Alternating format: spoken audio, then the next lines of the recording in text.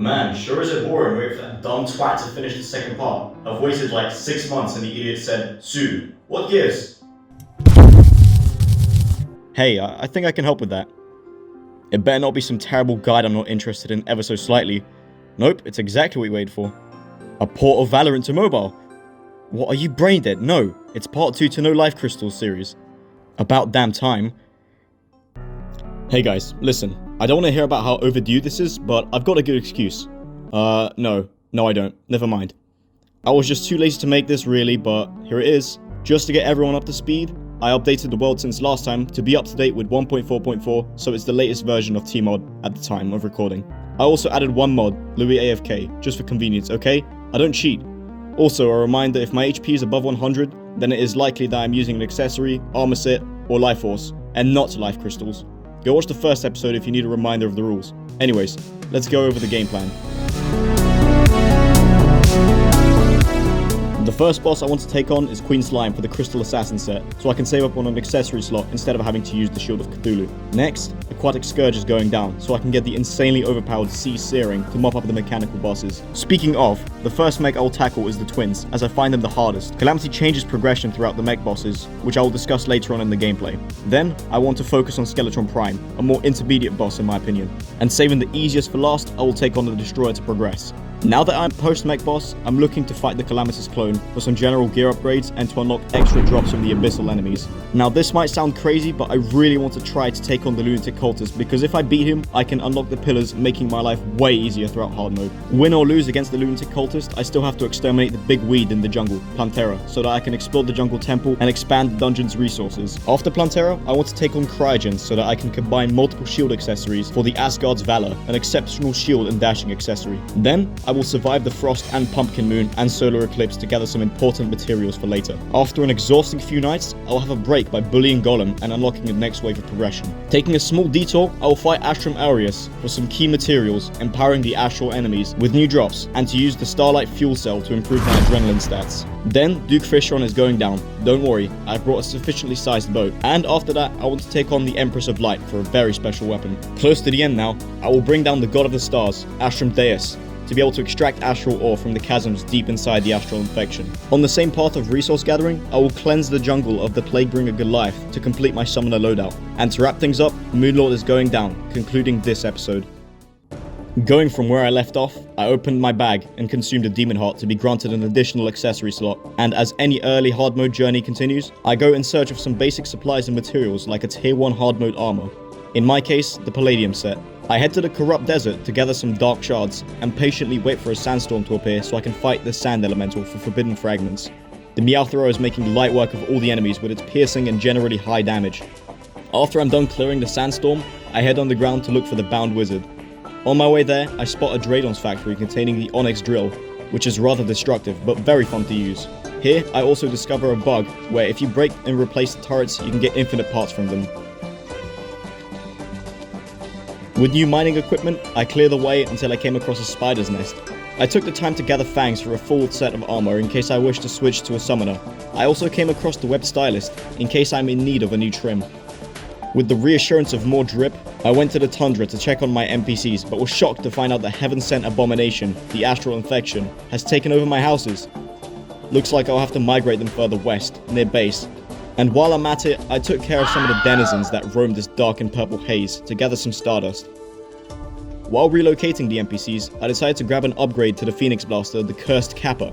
It is very consistent and competitive against single targets, with the added benefit of inflicting the powerful debuff Cursed Inferno. Luckily, I also get a good reforge on it. Another weapon I also added to my arsenal is the Butcher, a shotgun from Borderlands 2, which if fired for a long time gains accuracy and fire rate.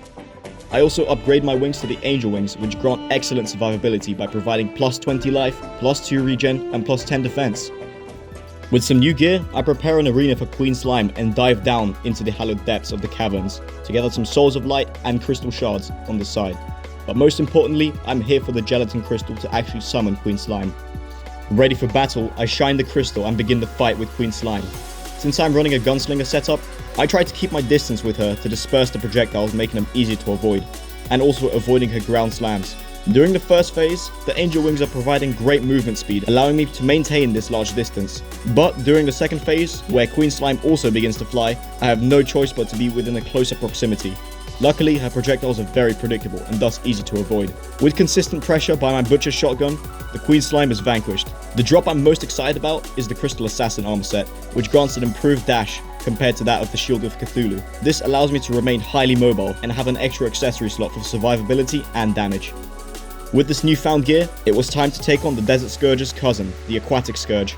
There are two strategies I attempted. The first being to use the Meow Thrower due to its exceptional performance against worm-type enemies, because of its pierce and lingering projectiles. I found it to be too risky, however, as me being too close to the Scourge made me very vulnerable to contact damage and his projectiles. So I found that using the Butcher paired with Meteor Shots worked wonders, as the combo allowed me to maintain a safe distance and still have some pierce to double my damage. This method takes a little longer, but it is much more safe and consistent than the Meow Thrower, as it heavily relies on adrenaline and rage to be fully effective. I ended up farming him a few times to get the Sea Searing, but after a few treasure bags, I got an Unreal one. I felt like testing it on Scourge again, and it absolutely shreds him. From the treasure bag he dropped after being defeated by the Sea Searing, he drops another one with the Unreal modifier. How lucky. Swiftly after getting the Sea Searing, I challenged the twins because I think they're the hardest. Why is this significant, you may ask? Well, Calamity changes the pre-mech boss aggression a bit. When you begin hard mode, only Cobalt and Palladium ore spawn, which also starves you of the Mithril ore or a Calcum anvil, and items crafted with it. Breaking Demon or Crimson Altars now only drops 8 Souls of Night. You may argue, doesn't this make mech bosses really hard now? And to that I would say no. This is because the first mechanical boss you fight has 20% reduced max HP and damage to compensate for the lower tier armor. When the first mech boss is defeated, they don't drop hallowed bars. Instead, they spawn Mithril and Orichalcum into the world. The second mechanical boss will have 10% damage and HP reduction and spawn Adamantite and Titanium into the world. The third mechanical boss will be at full health and damage, and when defeated will now drop hallowed bars, but also spawn hallowed ore in the underground hallowed if you're too lazy to refight the mech bosses. Progression is normal from there. Anyways, back on topic, the twins. Yes, I took advantage of the 20% reduced damage and health to make light work of them. Although quite difficult to hit due to their fast speed, especially Spasmatism, I take them both out. The Sea Searing spawns multiple projectiles on hit and also inflicts the powerful sulfuric poisoning debuff that helps with some damage over time, trivializing this fight. Now with the Mithril and Orichalcum unlocked, I head straight to the caverns to gather a second tier of hard mode ores. I'm especially interested in improving my anvil, which will allow me to forge some even more powerful weapons and accessories. An example of this is the Harpy Wings, which apply a massive 20% movement speed increase when worn, which will be of great help against Skeletron Prime, my next target. I also make sure to pair the Harpy Wings with the Harpy Ring to further increase my speed, but also launch feathers to bump up my DPS a bit. I changed the scenery a bit by building an arena in the ocean as my future Duke Fishron arena, but for now, Skeletron Prime will fall victim here. I make efforts to focus the Prime Cannon as it shoots homing rockets instead of useless bombs, which can be devastating to my low HP character. Next, I aim for the Prime Laser, as it is the only other arm causing me problems. The Prime Vice and Saw are no match due to my top of the line mobility and are discarded quickly. When it is just Prime left, I focus fire all that I have, but he also has tricks up his sleeves. Wait, no he can't because I blew up all of his arms. Anyways, when he does his spinning attack, he launches a combination of all previous attacks. The one to fear the most are his rockets, as they home in with bigger strength this time, making it even more difficult to dodge. With some hardships, Skeleton Prime goes down, unlocking the next tier of hard mode ores. For the Destroyer fight, I thought I might repeat the same risky strategy as the one with the Aquatic Scourge when I used the Flamethrower. So I forged myself a Flamethrower to use on the Destroyer. And well, let's just say I got destroyed. After such a defeat, I sat down for a minute and remembered that rogue stealth strikes existed, and they are very good. Some would even call them perfectly balanced. So I ran down to the caverns and gathered some adamantite and titanium. I also made myself an astral armor set alongside some rogue accessories and the most balanced rogue weapon in the stage, titanium shurikens. In addition to this, I also decided to start assembling Draydon's gaming PC for future crafting and RGB. Get this pre-built garbage out of here. A quick explanation on Rogue. It is a revived throwing class from 1.3 with a mechanical stealth. The stealth meter charges passively over time as long as you don't use any items in the meantime. The higher your stealth meter is, the more rogue damage you will do. If you max out your rogue meter by waiting long enough, you will perform a special move, a stealth strike, a more powerful attack. The titanium shuriken stealth strike is that if it hits an enemy, it pierces, spawning even more piercing and homing titanium shurikens to swarm the enemy. Back to the Destroyer, titanium shuriken stealth strike melts Destroyer and kills all the probes around me. Fortunately, Calamity removes the contact damage of the probes, so they only do laser damage to me, which makes this fight a hell of a lot easier. With some patience for stealth strikes, the Destroyer is destroyed, and in typical Augie fashion, I die right after winning. How wonderful. With all mechanical bosses down, I now have access to hallowed equipment and hallowed ore. I rush down into the hallowed caverns to extract the holy material and dress myself in it. I forged some powerful equipment like the True Knight's Edge, which has a terrible modifier, how great, and the Punage Hammer, and prepare for the fight against the Calamitous clone, my favorite boss. The new 1.4 hallowed armor rework basically gives me a free hit with the holy dodge buff it provides, so it can save my skin in tight situations. Before the fight, however, I decide to fight some werewolves for the moon charm to increase my melee capabilities, as I'm looking to fight the Calamitous clone as a warrior class. I like to have an open arena for Calamitous, as her bullet hell phase is required to pull off some fast maneuvers, and just generally open space makes for easier dodging. Her attack pattern is really simple and poses very little threat to me, but the first bullet hell phase may cause some problems, as I will have nothing to attack, meaning my holy dodge will be down, making me very vulnerable to damage. What makes me being hit especially scary is the Brimstone Flames debuff her attacks inflict, which can quickly finish me off if I don't heal in time. After passing the first bullet hell, the brothers like to be very aggressive and ram into the player. I like to run or fly in straight lines and toss my hammer into the general direction, and in most cases they run into it, taking easy damage. When defeated, Calamitous surrounds herself with Soul Seekers, which periodically fire lasers at me. They aren't too much of a threat alone, but serve to throw the player off from the attack patterns they are so used to. If I don't take them out in time and enter the final bullet phase, then they can pose quite a threat, as I will have a third projectile to be worried about. After the last bullet hell phase ends, Calamitous enters a desperation phase, where her attacks are amplified, and she rams into the player far more often. However, with carefully timed dashes, she is easily disposed of. With the Calamitous clone defeated, I dive deep into the lower layers of the Abyss in search of some depth cells and luminil. I also am looking for one enemy in specific so I can carry out my super secret strategy, and that enemy is the Idolist. What I'm interested in is the Eidolon tablet, so I can fight the lunatic cultist early for some massive gear upgrades. In preparation for this massive challenge, I return back to base and arm myself with an upgrade to the Mega Shark, the Megalodon, and also upgrade my gunslinger accessories and setup. I also visit the underground jungle to harvest some chlorophyte for chlorophyte or aimbot bullets, so I can focus more on dodging rather than shooting. If you're a super sweaty player like myself, I've made a guide on how to take down the lunatic cultist pre-mech boss. Check it out if you're interested, as I'll be repeating the movement strategies from there. This fight took way too long, as I got stuck around the 25% mark many times, but I just knew I could do it.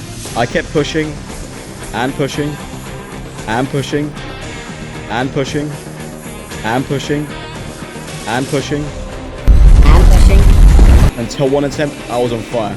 My heart was racing and I was putting all my concentration into not being hit until suddenly... Come on, come on, come on, come on, come on, come on, come on, come on, come on, come on, yeah! Let's f***ing go! Yep, we got him, boys. We got him good. With the lunatic cultist out of the way so early, I've sort of broken progression, as I will have access to some of the most powerful hard mode weapons at my disposal. So, I go after the Vortex Pillar, the Stardust Pillar, the Nebula Pillar, and lastly the Solar Pillar. Before besting the Celestial Invaders, I planned out that I will be focusing on Summoner and Gunslinger the most, because Gunslinger is super reliable overall, and Summoner has some immense damage. As I destroy the last pillar, I rush to base to equip myself with some Summoner equipment and go straight to the Sulphurous Sea where my arena is. And as you could have guessed, I got totally embarrassed by how quickly I got taken down. But no worries, as I never intended to beat the Moonlord there and then, as my gear is far too weak. Instead, I decided to progress normally by challenging Plantera. I really wish I had some witty commentary or strategy, but I just flew circles around her and avoided her projectiles, and left my Stardust Dragon to do all of the work. And with that, I took down Plantera on my first attempt, and it was a no-hit run, thanks to the hallowed armor. With this weed pulled out, I grabbed myself a pygmy armor set from the Witch Doctor and headed straight for the dungeons. There, I am able to use all of my buying keys and farm up some useful drops like Ectoplasm and the Last Morning Whip. After concluding my trip to the dungeon, I whipped up a Naughty Present and Pumpkin Medallion, and begun to take on both moons. With my summoner setup, getting and passing the final wave of the Pumpkin Moon was quite easy, as the Stardust Dragon did so much damage. The drops I'm most interested in are the Necromantic Scrolls and the Dark Harvest Wood, alongside some Spooky Wood, for more minion-orientated loadouts rather than the Pygmy set's focus on whips. I noticed that my dashing accessory is rather outdated, so I went to pick on Cryogen to be granted access to Cryonic Ore. With this ore, I am able to forge the Ornate Shield and combine it with the Shield of the Ocean and Ankh Shield to create Asgard's Valor, a shield that shares properties of the Ankh Shield, provides improved stats underwater, provides a good ram attack, and gives some excellent survivability perks, like plus 16 defense and plus 20 life. With these upgrades, I took on the Frost Moon for some important ranger upgrades further down the line, like the Chain Gun, which can be upgraded to the Onyx Chain Blaster after Moonlord. With both Nightly Terrors taken care of, I break into the Jungle Temple. I bought a pair of wires from the mechanic to help me disarm the traps. Unfortunately, the wires are indestructible until Golem is defeated, courtesy of 1.4.4, so I'll have to disarm the traps the old-fashioned way by breaking any pressure plates I come across. While ravaging through the chests, I make sure to grab any solar tablets so I can call forth the solar eclipse. While I'm down here, I might as well just have a go at Golem. Anyways, let's get on with the solar eclipse. I only need the Neptune shell and Moonstone so I can make the Celestial shell after Golem to kit up my melee collection further. I also need to gather solar veils for a better rogue armor set in case I switch to rogue later on. When the dark sun sets, I return to the temple to challenge Golem. This fight was relatively easy as sticking to the walls and making use of my grappling hook allowed me to stay mobile and avoid the fireball and laser attacks. When Golem goes up for a stomp, I rest on a platform and fall through as soon as he reaches the ground, tricking him into falling to the bottom, and thus I maintain my high ground advantage. Repeating these steps, Golem crumbles before me and curses my jungle with a plague, but also blesses it with a new ore. With a pixel in hand, I cowardly run from the plague I released into the jungle and flee to the abyss, where I gathered some scoria ore, which will come in handy later when synthesizing life alloy. But before I do that, I checked up on my summoner accessory lineup and noticed it was rather outdated. An upgrade I can get can be found within the depths of the Astral Infection, but is guarded by Astrum Aerius, which means Golden Star in Latin in case you were wondering. He's an especially scary one, as you need to stay quite close to him so he doesn't get the jump on you. I find that running in a straight line and flying closely to avoid the lasers works just fine. When he goes up into a stomp, I stood still to bait him into my position and then quickly dashed away. When he uses his UFO attack, I treat it like any normal boss and fly frantically, but when defeated, I return to a close proximity and repeat my strategy. Not realizing, Astrum Aerius just stomped into his own demise and was quickly defeated, dropping the Starlight Fuel Cell, which increases damage reduction and damage while I have Adrenaline mode activated. With his defeat, the Astral Infected have new drops. The one I'm looking out for is the Starbuster Core, which increases my max minions and allows their attack to cause explosions for massive damage. Now that my summoner setup is up to date, I look into improving my mobility by fighting Duke Fishron for his wings. However, on every attempt I fall short on the damage, as the Duke is too fast for the Stardust Dragon. Instead of going summoner, I revert back to rogue with the help of the Heaven Fallen Star Disc obtained from the dungeon post Astrum Aureus. Its stealth strikes release damaging astral bolts which home in for massive damage. With my rogue setup, my damage increased drastically, but the Duke put up a tough fight, with me failing on the last phase on many occasions. But on one attempt, I kept my cool, dashed at appropriate times to negate his contact damage, and steered clear of the Sharknadoes. With this calm and collected strategy, the Duke finally went down and granted me his wings, which fly faster and allow me to move freely underwater. And now for the secret weapon I've wanted to get my hands on, the Terra Prisma. To do that, I need to take on the Empress of Light. Now, you might be thinking that I will need to fight Daytime Empress to get the drop, but here's where you're wrong. Calamity allows you to get the Terra Prisma for normal Empress, which saved me a ton of effort. However, I still wanted to play it safe, so I stuck to Ranger for this fight with the Reaver armor, which is an armor set that is centered around survivability. It provides a total of plus 70 max life and a ton of regen and defense, but at the cost of minus 30% damage. Pairing this with a fast and more low damage weapon like the Vortex Beater made my damage penalty not as significant. With the immense tankiness, the Empress of Light stood no chance against this loadout, as any hit she landed on me, I repaired in the blink of an eye. The fight was extended to quite the length due to the reduced damage, but the nature of the armor set allowed for a lot of room for error in this fight. In the end, I got the Terra Prisma, a broken one. Guess I'll fight another Empress of Light to get a better modifier. Much better. The Terra Prisma isn't necessarily better than the Stardust Dragon, as they both excel at different purposes. The Stardust Dragon is great against slower moving or multi-segmented enemies, while the Terra Prisma is great against fast moving enemies as it does not miss. I wanted to mine some Astral Ore so I don't have to worry about it later, so I gave my offering to the Star God, Astrum Deus. This fight was extremely easy as the Stardust Dragon absolutely melted him. I did die a few times, but that was due to general carelessness, and not because the fight was difficult, far from it. In the end, the Star God fell with ease, and I went ahead to gather some Astral Ore. This is it. I feel like I'm ready to take on the ultimate challenge, the Moon Lord. With my Terra Prisma on my back, I plunged straight into battle and was quickly squandered time after time. I kept thinking I should lower the difficulty by disabling Revengeance, but I was determined and thought a little.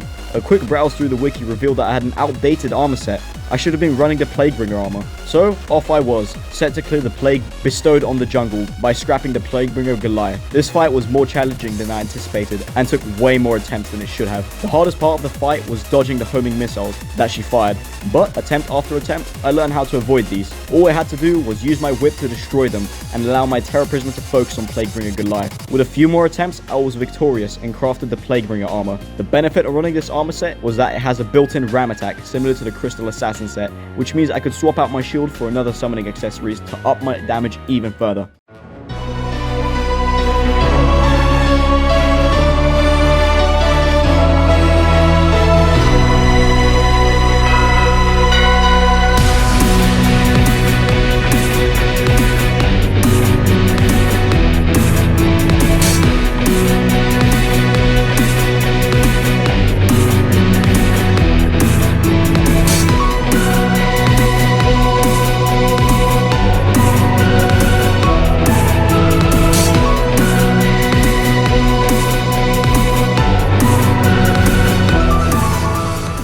Now fully prepared, I braced myself for the Moonlord. This wouldn't be an easy fight whatsoever. Every attack that he launches kills me, so I have to be very careful.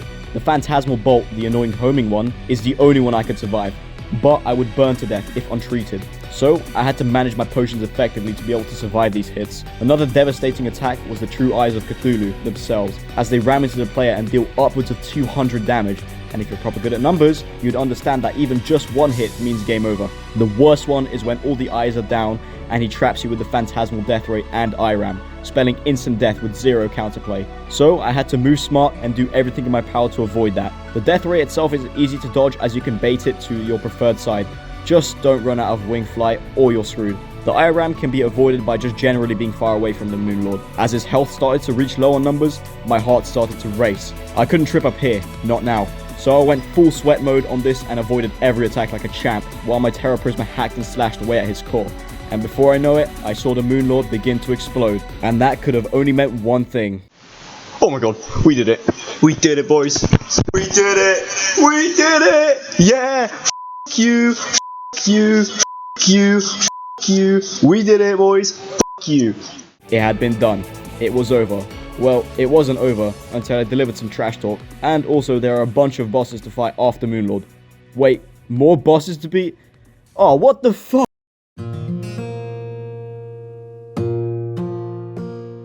Well, I'm glad that's over. Well, I mean, it isn't over in the slightest. Okay, just shut up and let me celebrate my little victory. Now, you might be wondering, seeing that this took 6 months to release, when will the final part come out? And, well, the answer to that is, I don't know. I don't have a certain date that I want to record, script, or edit, because I'm starting university this September, and I'm certainly going to be extraordinarily busy with work there, so don't get your hopes up too much. Or, the opposite can happen, where the workload is little to none, and assuming I don't go out partying, the final part should be releasing soon, somewhere between September or October. This isn't a guarantee, just an unlikely best case scenario.